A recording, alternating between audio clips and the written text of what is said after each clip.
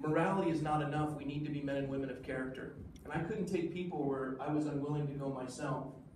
When I looked at the decreasing voter turnout rate, voter participation rate in our own county, it saddened me. It's dropped now below 50%, and they're expecting this turnout to be anywhere from 15 to 20%. And so I stepped into this race to make a difference with the people whose lives I have an influence over. And I wanted to see them embrace once again this gift of a republic that we have. And so I stand before you today just like you. I have a college degree from Fresno State. If you're wondering where Fresno State is, it's the Harvard of the San Joaquin Valley. I graduated with a history degree. My wife and I have been married 25 years. When I graduated from Fresno State, I went into sales. I worked for Helene Curtis, Cheeseboro Ponds, Unilever, AC Nielsen. I became a divisional manager. I went on to seminary and committed my life to the ministry, and we've been doing that for the last 20 years together in our married life. I would also share with you that I was born and raised in a town called Coronado, California. My father was a naval officer. We come from a long family of public service. My father had 3 tours of Vietnam. Right now, he's in a rest home with Alzheimer's. He may not make it to his 86th birthday. I went to say goodbye to him last Thursday. And as I look at my father's legacy and my mother's legacy, she was the president of the Republican Women, and for those of you who are Democrat, I would just simply say this is the joy of America, that we can agree that we disagree, but we still engage in this representative form of government. And so, having experienced this in Coronado and growing up in a city that no longer had large developments, but we had to live within our means, and the decreasing revenues and the increasing costs, we watched as Coronado became a resplendent city. And then I contrast that with the city that I got my education in, Fresno, California, that was run by developers and special interests, similar to the ones that want to redevelop our downtown with high density and mixed use. And we watched as they absolutely destroyed Fresno, and it became the city with the second highest murder rate, second highest car theft rate. But when the public and the private sector came together, we saw the largest decrease in crime in FBI statistics history of a city that size. It became America's finest city in '97. I participated in all those events. And I stand before you today, here to earn your vote. Before you leave, all of you will have my cell phone number. Just like Chase, I want to be accessible. I don't want to get more people to the city council meetings. I want to bring the city council meetings to the people. There's no reason why we can't have a satellite feed right here with live questions and have one at the Goebel Center and one over at the Newberry Park Library so that people can participate in the city council meetings instead of a handful of people in the back room making decisions for us and complaining that no one can navigate the halls of confusion of government to try to get to a city council meeting in an odd day of the week in a very difficult time. So I'm here to represent you, and I'd be honored for that opportunity. Again, I'm Rob McCoy, and I'm running for city council. Thank you so much. Thank you, Rob. Elizabeth is, if anybody's starting to have some questions, please hold the card up into the air. I have one that I'll start with to get people going. Do you need a card, or do you have a book? You have a card? Well, I wrote a card, but I have okay. questions. All right, well, I'll get to that now. We're going to start with the cards. I do want to, before anyone has a chance to leave, that means you, Esther. Oh, she's leaving. The election is June 2nd, so it is a special election. I didn't say this at the beginning because I wanted everyone here. It is really important that you all vote. I think one of you told me that 20 votes could make a difference, and because it's such a small turnout. So this room could make a difference. You need to vote. You can do it by mail. All it has to do is be in by June 2nd. You can take it in that day. Our drivers can take it for you. You still have your voter, mail-in ballot. So please make sure you get it done after today, and somewhere between today and June 2nd. You got some questions for me?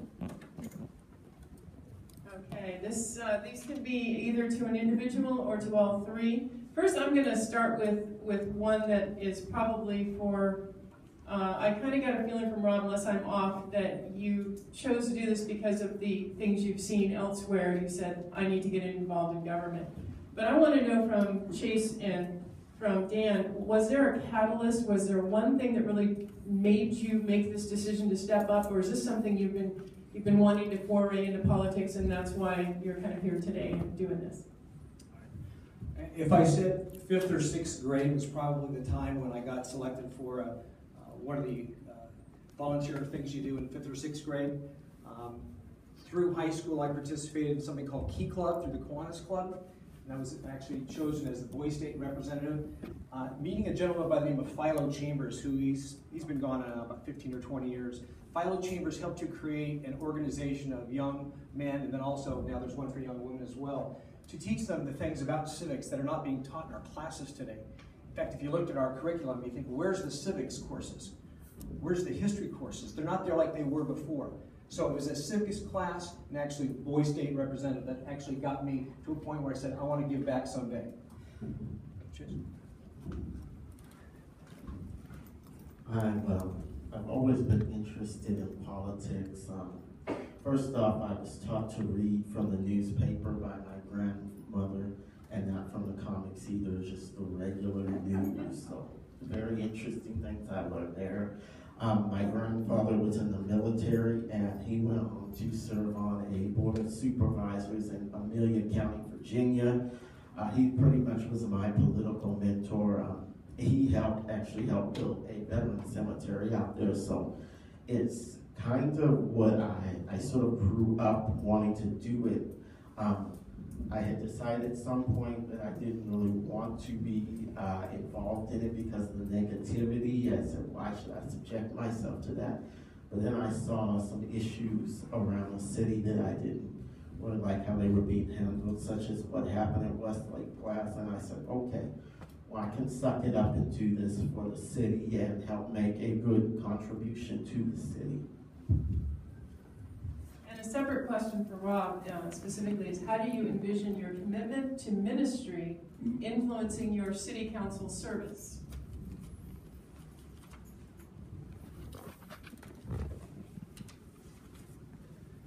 During the Assembly campaign, I was endorsed by Governor Rick Perry, Senator Rand Paul, also Governor Bobby Jindal, Governor Mike Huckabee. And the reason why is because we look at a community, we're segmented by minorities nowadays. That seems to be how people operate. And they placed me in a minority called the faith community. There's 85 million in the faith community in America. Of those 85 million, only 25% of them vote. And so the idea is, since 1954 with the Johnson Amendment, there's been a removal of influence from the pulpits in America to engage in the political process for fear of losing what they call their tax-exempt status. And there has never been a case in the history of the United States where that's happened. And so I stepped forward because the folks in our community were not engaging in the voting process, only 25% of the 85 million. And as I looked at that, I thought the skill set of a pastor is very similar to that of somebody who would hold office. The idea is you're a professional listener. That's what they teach you in seminary, to listen. You have 2 ears and 1 mouth. And so you listen. And secondly, you want to make good things happen for people. And as a result, on the front lines of dealing with every social issue imaginable, and as a Ventura County Sheriff's chaplain as well, I'm there at a critical stage in somebody's life. I've been at the bedside of over hundreds of people who have passed to comfort the families and understand their needs. I've been the one that they've come to when they can't make their mortgage payment or they're being evicted from their home.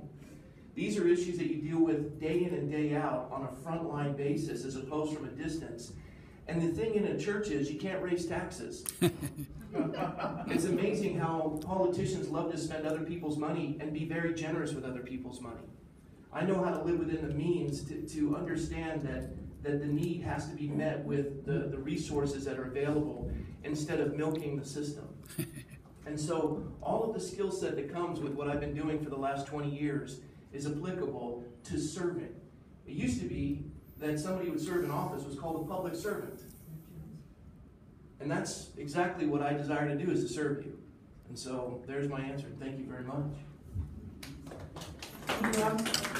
Okay, I'm going out into the audience because, Sally, I'm reading your question. And I can, but